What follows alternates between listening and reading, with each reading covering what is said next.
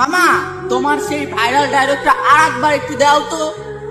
Doctor সাহেব, স্ত্রীর ডেলিভারির সময় স্বামীকে ডেলিভারি রুমে যেতে দিন, যাতে সে কোনোদিন বলতে না পারে তুমি আমার জন্য কি করেছো।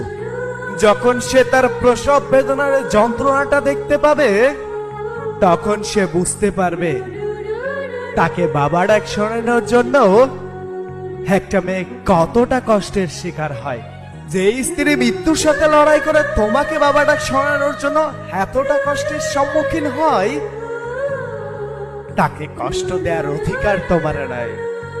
নারী, তুমি পারো বটে, শত অবহেলা সহ্য করার পরও তারপরও সকলকে খুশি করার জন্য আপ্রাণ চেষ্টা করে যাও।